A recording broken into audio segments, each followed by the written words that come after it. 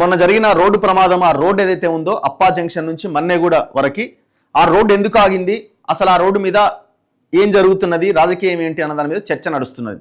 BJP వాళ్ళు అంటున్నారు మేము ఎప్పుడో 2020లోనే మేము దాన్ని శాంక్షన్ చేసి పడేసినాం, అది అయిపోయింది అని వాళ్ళు అంటున్నారు.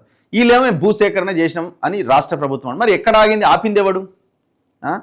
ఎవరో నేషనల్ గ్రీన్ ట్రిబ్యునల్లో కేసు వేసినాడు, అది నథింగ్. అసలు నేషనల్ గ్రీన్ ట్రిబ్యునల్లో కేసు వేసిర్రు ఎందుకు? ఎక్కువగా మర్రి చెట్లు ఉన్నాయి, ఆ మర్రి చెట్లను కొట్టేస్తున్నారు, దాని మీద ప్రభుత్వం క్లారిటీ ఇవ్వట్లేదని ఎవరో ఒక పర్యావరణవేత్తను ఎవరో వెళ్ళి కేసు వేసిర్రు. జనరల్గా వేస్తూనే ఉంటారు కదా. మరి ఇప్పుడు దామగుండంలో లక్షల చెట్లు కొట్టేసిర్రు, నావి రాడారా దేనికోసము? మరి అక్కడ ఎవరు కేసు వేయలేదా? అవన్నీ ప్రభుత్వం యుద్ధ ప్రాతిపదికన వాటి నుంచి బయటపడడానికి ప్రయత్నం చేయలేదా?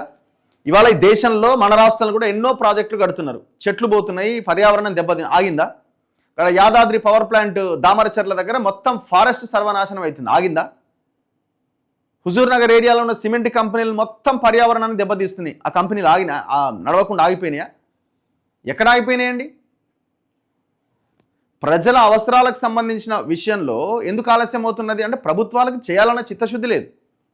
ఎందుకంటే ఇప్పుడున్న మార్గం ఎట్లా ఉంటుందంటే మొత్తం వంపులు ఉంటుంది, ఎక్కువ మూలమలుపులు ఎక్కువగా ఉంటాయి. సో కాబట్టి ఒకవేళ రోడ్డు వేసినా కూడా కొంత ఇబ్బందికరము. రోడ్డు సాఫీగా ఉన్నా కూడా వెహికల్స్ ఇంకా ఫాస్ట్గా వెళ్తూ ఉంటాయి. సో ఈ క్రమంలో ప్రమాదాలు జరగడానికి కూడా అవకాశం ఉంటుంది. ఆల్టర్నేట్ కూడా ఉందట, కానీ దాని వైపు వెళ్తలేరట.